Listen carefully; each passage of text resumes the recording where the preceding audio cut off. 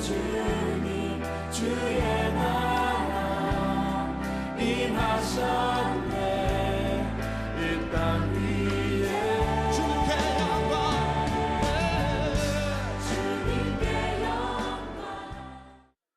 인간이 만물의 영장이라고 하지만 사실 가장 나약한 존재들입니다. 우리에게는 사자와 같이 날카로운 이빨도 발톱도 없습니다. 우리는 타조와 같이 빨리 오랫동안 뛸 수도 없습니다. 우리는 새들처럼 위험을 벗어나서 날아갈 수도 없습니다. 이런 연약한 인생들이기 때문에 그동안 인류는 수많은 뭔가 위로를 삼고자 도움을 받고자 많은 종교를 만들어냈습니다. 나름대로 태양을 섬기고 바다를 섬기고 용왕신을 섬기고 이런저런 우상들을 섬기며 내가 힘들고 어렵고 내 힘으로 해결할 수 없을 때 누군가 무엇인가를 도와주기를 기대하며 살아왔던 것입니다. 그러나 창세기 1장 말씀처럼 태초에 하나님이 천지를 창조하시니라. 태양이 하나인 것처럼 달이 하나인 것처럼 나를 낳아준 아버지도 한 분이요 어머니도 한 분인 것처럼 진정한 우주의 창조자는, 우리의 구원자는 하나님 한 분뿐임을 믿으시기를 바랍니다. 오늘 본문의 말씀은 인간이 참으로 하나님을 의지하고 그리고 섬기고 돌아가야 할 곳이 여호와 하나님이심을 선언하고 있습니다. 우리 인생의 성공과 실패는 오직 여호와를 바로 알고 그분에게로 돌아가느냐, 그렇지 않으면 하나님을 알지 못하고 하나님을 대적하고 하나님과 원수되어 살아가느냐에 달려 있습니다. 오늘 본문의 말씀은 먼저 하나님 품을 떠난 이스라엘에 대해서 말씀하고 있습니다. 하나님의 은혜로 애굽에서 해방이 되어서 가나안 땅에 들어가서 정착을 하게 됩니다. 모든 인류가 시대가 사사시대에 말했던 것처럼 어려울 때, 가난할 때, 힘들 때, 답답할 때, 문제가 있을 때는 하나님을 찾고 신앙으로 살아가던 사람들이 오히려 풍요해지니까, 부자가 되니까, 문제가 해결되니까, 건강해지니까, 살만하니까 하나님 곁을 떠나고 세속화되고, 심지어 이스라엘 백성들은 가나안 땅의 원주민이 섬기는 풍요의 신인 바알과 아스다롯, 물질의 신이요 만몬 신 같은 그런 신을 그들은 섬기며 살았습니다. 하나님을 떠나서 타락과 방탕의 삶을 살았던 것을 볼 수가 있습니다. 바로 그러한 시대에 하나님은 호세아 선지자를 보내서 민족의 살 길이 이런 우상을 벗어나서 하나님께로 돌아오는 길이라고 호소하고 있는 것입니다. 호세아는 참 이상한 삶을 사는 선지자입니다. 선지자라고 하는 사람이 음란하고 부정한 여자와 결혼을 하게 되고요. 결혼 후에 그 아내 고멜이 가출해서 남의 자식을 낳았음에도 그를 데려다가 다시 삽니다. 얼마 동안 살다가 또 여자가 집을 나가서 가출해서 결국 남의 집에 종이 되어 있었습니다. 그러니 가서 돈을 주고 다시 데려와서 산다는 것입니다. 참 희한한 일이고 이상한 사람이지요. 그런데 우리는 이 고멜을 통해서, 호세아의 아내인 이 고멜을 통해서 하나님이 하시고자 하신 메시지가 있습니다. 호세아가 그렇게 하고 싶어서 한 것이 아니라 하나님이 지시하셨거든요. 그동안 하나님은 수없는 선지자, 예언자를 통해서 심판을 경고했습니다. 이스라엘 영적 타락에 대해 지적했습니다. 돌아오라고 요청했습니다. 그러나 그들은 이런 선지자의 외침에 관심이 없었습니다. 귀를 기울이지 않았습니다. 그래서 하나님께서는 이 호세아라는 선지자를 통해서, 그의 아내를 통해서, 고멜을 통해서 이스라엘의 영적인 상태를 고발하고 있는 것입니다. 호세아는 그 이름의 뜻이 구원자라는 뜻입니다. 어쩌면 하나님과 같은 그런 남편이라면 그 아내 고멜은 음녀입니다. 부정한 여자입니다. 음탕한 여자입니다. 이스라엘이 남편 되신 하나님의 품을 떠나서 다른 외간 남자의 품에 안긴 것처럼 이방신에게 그들의 마음을 바치고 물질을 바치고 시간을 바치니 영적인 간음함인 것이죠. 그게 고멜이고, 이 고멜은 이스라엘이었습니다.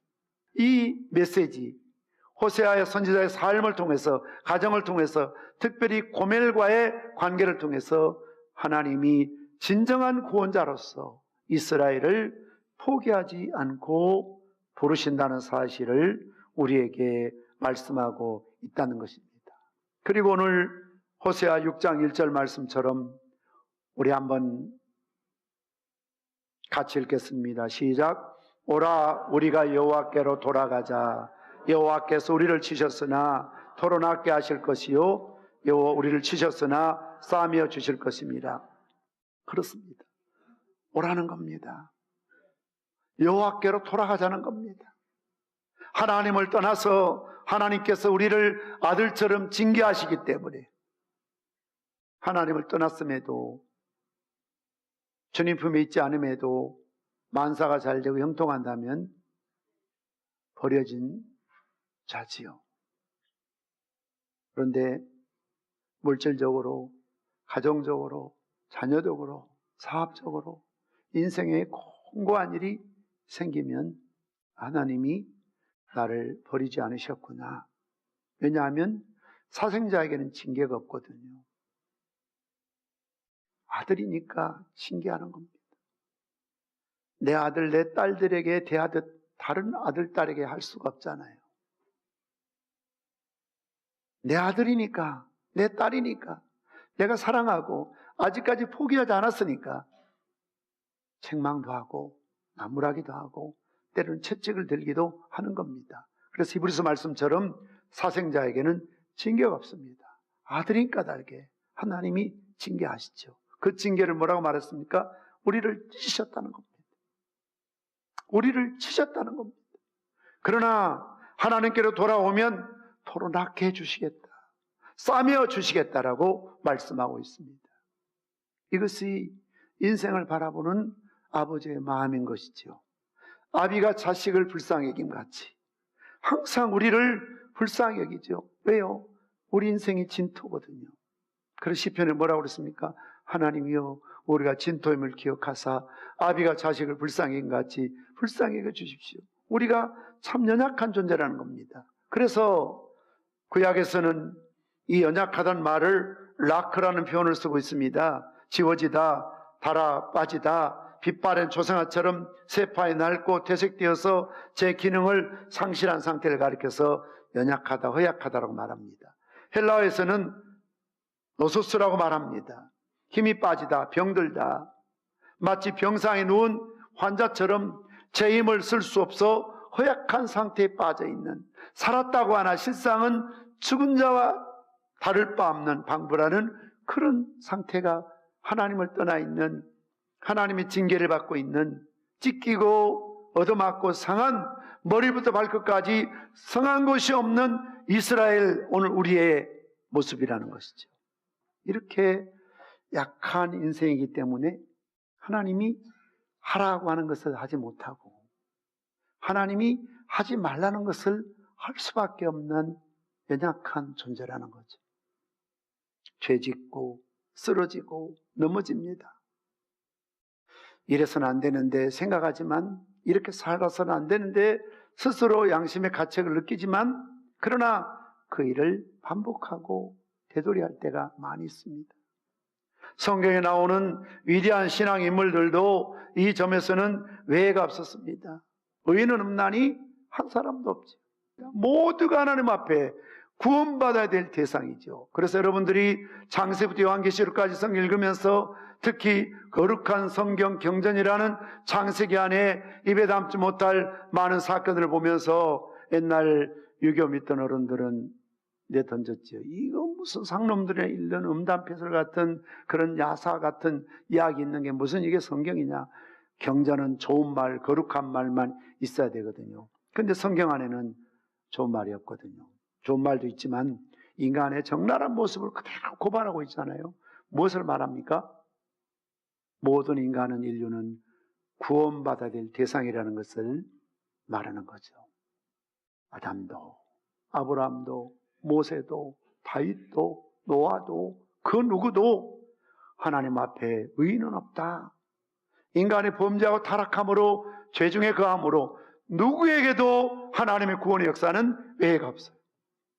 어린아이든 깨끗하게 사는 사람이든 법 없이도 사는 사람이든 양심이 곱다는 사람이든 외 없이 모두가 예수 그리스도의 십자가의 보혈의 능력이 필요하고 하나님의 사죄함의 은총이 필요하고 모두가 구원받아야 될 대상임을 믿으시기를 바랍니다. 우리를 불쌍히 여기셔서 하나님이 내치지 않고 오라라고 초청하고 있습니다. 여호와께로 돌아오라라고 부르고 있습니다. 돌아간다는 것은 원점으로 돌아간다는 것을 의미합니다. 마치 탕자가 아버지의 품을 떠나서 집을 나가서 허랑방탕하다가 모든 것을 다 탕진해버리고 거지가 되어서 아버지의 품으로 돌아오잖아요. 딴 집으로 가는 게 아닙니다. 다른 아버지를 선택하는 거 아닙니다. 자기 집, 자기 살던 곳으로 가는 거죠. 그래서 기독교에서는 구원을 회복이라는 단어를 씁니다. 회복이 뭡니까? 원래 건강했는데, 원래 이뻤는데, 원래 참했는데 망가지고 깨어지고 무너졌다는 거죠. 다시 복원한다는 거죠. 다시 세운다는 거죠. 원상 회복한다는 것이죠. 원래 우리가 하나님의 자녀였거든요. 원래 하나님을 지으셨거든요. 우리가 원래 하나님의 백성이거든요. 내가 기독교를 선택한 것이 아니고 하나님을 선택한 것이 아니고 원래 우리는 하나님의 피조물이고 원래 우리는 하나님의 자녀이거든요. 그런데 아담이 범죄함으로 하나님 품을 떠나게 되고 우리의 조상들이 다 우상을 섬기고 하나님 품을 떠났습니다. 그리고 하나님을 부르시는 것은 타 종교, 전혀 다른 어떤 종교를 선택한 것이 아니고 내가 있어야 할 곳, 내가 살아야 될 곳, 내가 머물 곳 바로 여기구나. 마치 탕자가 집에 돌아왔을 때 이건 내 집이야, 내 아버지야, 내가 살던 곳이야. 그게 구원이잖아요. 회복이잖아요. 그러니까 돌아오라 이 말은 떠난 자리로 오라 그 말입니다. 원래 있었던 자리로 네가 서야 될 자리, 네가 있어야 될 자리, 네가 섬겨야 될 그 자리에 다시 오라는 겁니다. 이스라엘은 하나님의 선민입니다. 하나님을 섬기고 살아야 됩니다. 그런데 그들이 하나님 떠나서 이방을 섬겼습니다. 세속화 되었습니다. 우상을 섬겼습니다. 오늘 호세아 선지자를 통해서 돌아오라는 겁니다. 우리도 마찬가지입니다. 내가 기독교를 선택하고 내가 교회를 선택하고 내가 여교소에 와 있는 것이 아니라 원래 내가 이 자리에 있어야 하고 하나님을 섬겨야 되고 예배해야 되는데 그동안 우리 조상으로부터 대대로 우상을 섬기고 불교를 섬기고 다른 신을 섬겼구나. 하나님 가정에 여기는 것을 하고 살았구나. 그래, 우리 모두는 하나님의 백성이요. 이 천지의 모든 만물이 주님의 것이고 주님이 지으셨기 때문에 돌아와야 될 온점, 내가 서야 될 자리는 바로 하나님 앞이고 내가 살아야 될 곳은 그리스도 예수 안에서 살아야 됨을 믿으시길 바랍니다. 내가 살아야 될 곳이에요. 여기 떠나는 게 타락이에요. 그래서 하나님이 가장 싫어하는 것은 하나님을 떠나는 겁니다. 우상을 섬기는 겁니다. 하나님의 자리에 세상 그 무엇을 놓고 살아가는 것입니다.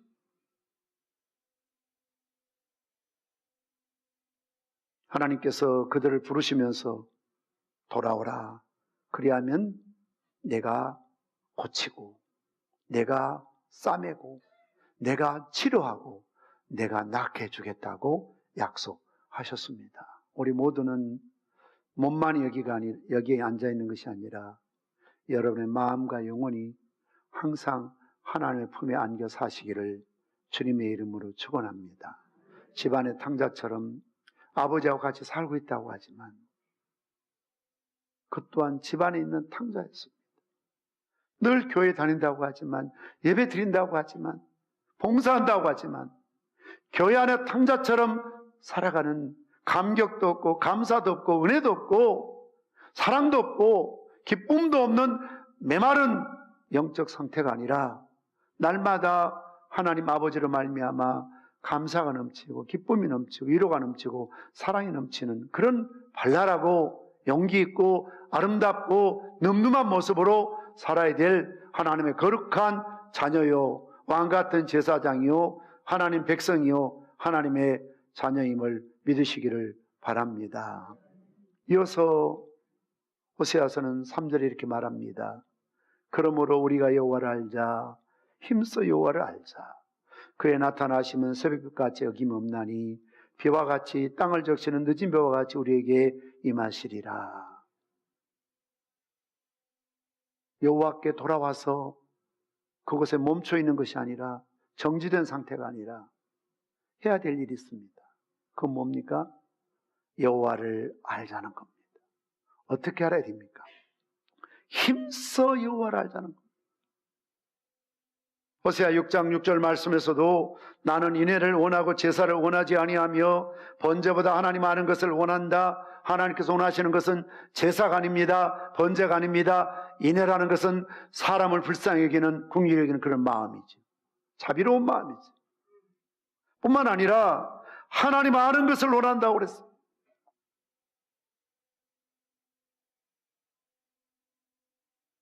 우리가 이 땅에 살아가면서 한 집에 살고 있지만 자식이 부모 마음을 모를 때, 부모가 자녀의 마음을 헤아리지 못할 때, 남편이 아내 마음을 모르고 아내가 남편 마음을 모를 때 얼마나 답답합니까? 그래서 막 가슴을 치면서 아이고 가슴이야, 아이고 가슴이 하면서 뭐라고 합니까? 내가 이 가슴을 확 열어서 좀 보여줬으면 좋겠다, 이런 말까지 하죠.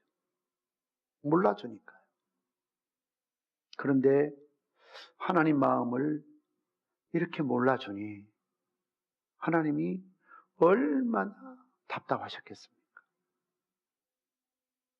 사람들은 세상의 지식을 배우려고 얼마나 노력합니까? 유치원, 초등학교, 중학교, 고등학교, 대학교, 대학원, 그것도 안 되면 유학 가고, 그것도 안 되니까 학원 보내고 과외시키고, 그것도 힘드니까 개인 지도까지, 그룹 지도까지 하지 않습니까? 왜요? 세상 지식이 중요하니까 배워야죠. 그래서 어떻게 보면 우리가 이 땅에 태어나서 죽을 때까지 계속 배워야 됩니다. 공부해야 됩니다. 제가 드리는 말씀은 그게 나쁘다는 게 아니고요, 잘못되었다는 게 아니고요, 이렇게 우리가 살아남기 위해서, 성공하기 위해서, 또 자기 나름대로 어떤 보람과 의미와 성취력을 갖기 위해서 열심히 공부하고 배우는 것 참 중요합니다. 그러나 이런 세상적인 지식이나 전문적인 지식을 알려고 노력하고 힘쓰게 쓰는 만큼 영적인 지식, 하나님 아는 지식을 배우려고 여러분이 과연 얼마나 노력하고 있느냐는 것이죠. 우리뿐만 아니라 여러분의 자녀들이요, 어린 마음속에 심겨진 복음의 씨앗이 결코 헛되지 않은 줄을 믿습니다. 그런 산 증거들이, 증인들이 참 많이 있습니다. 그때는 핍박받아서 교회 못 나오고, 교회가 또 이전에서 못 나온 아이들이 있지만 그 마음속에 심겨진 생명의 씨앗은 결코 없어지는 게 아니거든요. 반드시 살아나거든요. 반드시 때가 되면 교회를 찾고 주님을 찾게 되거든요. 그런 좋은 사례들이 참 많이 있습니다. 호세아 4장 6절 말씀 보면 내 백성이 지식이 없으므로 망한다고 그랬습니다. 네가 지식을 버렸으니 나도 너를 버려 내 재산이 되지 못하게 할 것이요, 내가 내 하나님 율법을 잊었으니 나도 내 자녀를 잊어버리리라. 여러분, 무슨 말 아닙니까? 내 백성이 지식이 없다. 세상 지식이 아니고요. 하나님 아는 지식이 없다 그 말입니다. 그러니 나도 너를 버리겠다. 네가 내 율법 말씀을 잊어버렸으니 나도 내 자식들, 네 자식들을 잊어버리겠다라고 말씀하고 있는 것을 볼 수가 있습니다. 사람은 아는 만큼 보고 아는 만큼 듣고 아는 만큼 깨닫고 아는 만큼 행하게 되어 있습니다. 예를 들어 우리가 그림을 감상할 때 우리 이재영 집사님이 추상을 그리는데 그림을 전혀 모르면 도대체 저 그림이 뭐야 그럴 수밖에 없거든요. 우리가 음악을 들을 때도 음악을 모르면 클래식 음악 들으면 잠이 오거든요. 우리가 어떤 책을 보아도 그 책에 대한 전문적인 지식이 없으면 아무 의미가 없거든요. 여러분이 어떤 분야에 대한 지식을 갖고 있는 그 분야를 이야기하면 눈이 버뜩 띄죠. 알아듣죠. 마찬가지입니다.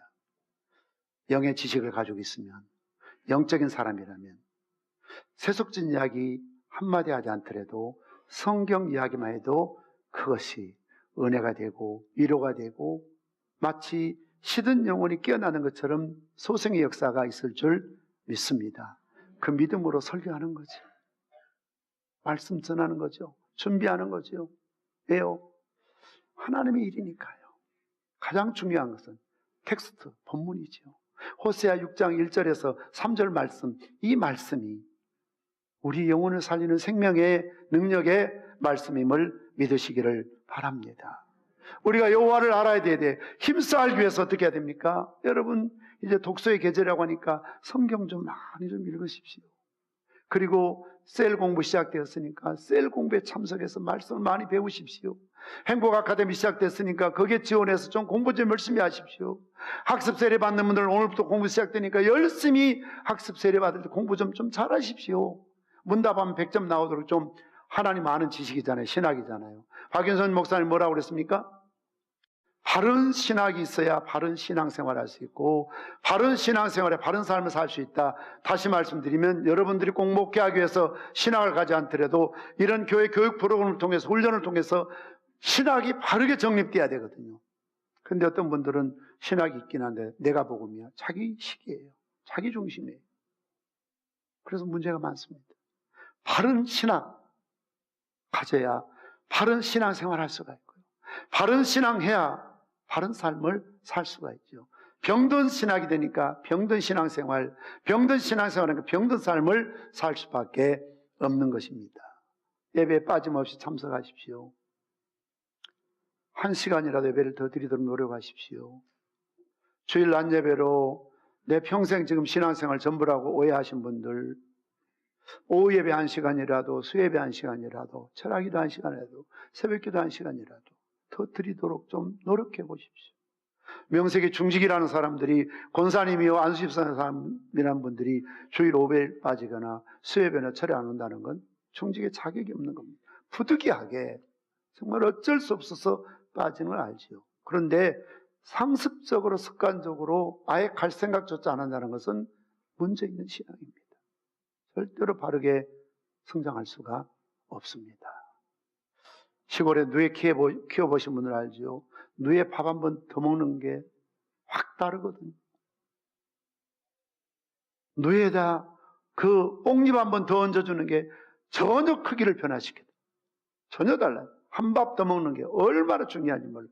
똑같이 듣는 예배요 설교는 같지만 설교 말씀 한 번 더 듣는 것이 여러분의 인생의 미래를 좌우할 수도 있어요. 노력하십시오. 힘쓰십시오. 오늘 시작되는 청년들도 열심히 예습하고 숙제하고 준비해서 정말 하나님 말씀을 제대로 체계적으로 배울 수 있도록 힘쓰고 노력해 주십시오. 이렇게 우리가 여호와께로 돌아오는 자에게, 여호와를 알되 힘써하는 자에게 주신 약속의 말씀이 오늘 마지막 3절에 있습니다. 1절, 2절, 3절 말씀 보면 여호와께서 우리를 찌셨으나 도로 낫게 하실 것이요 우리를 치셨으나 싸매어 주실 것이다. 돌아오면 여호와를 힘써 알면 낫게 해주시겠다. 싸매어 주시겠다. 회복시켜 주시겠다. 모든 지나간 과거의 상처를 합력의 선을 이루어 주시겠다라고 약속하셨습니다. 두 번째로 여호와께서 이틀 위에 우리를 살리시며 살리신다는 말이 계속 나옵니다. 우리를 살려주시겠다는 겁니다. 하나님이 죽음의 자리에서, 멸망의 자리에서, 저주의 자리에서, 지옥의 자리에서 우리를 살리셔서 영원한 영생 생명을 주실 줄 믿습니다. 세 번째는 셋째 날에 우리를 일으키시리니 우리가 그의 앞에 살리라. 예수님이 부활을 예언하고 있습니다. 예수님이 십자가에 죽으시고 사흘 만에 부활하심으로 부활의 첫 열매가 되셨습니다. 그리고 믿는 자마다 멸망치 않고 영생을 얻는 놀라운 축복을, 소망을, 천국을 우리에게 주셨음을 믿으시기를 바랍니다. 하나님께서 마치 늦은 비와 같이 놀라운 축복을 약속하고 있습니다. 이것이 바로 하나님의 기적이요, 역사요, 치유요, 축복임을 믿으시기를 바랍니다.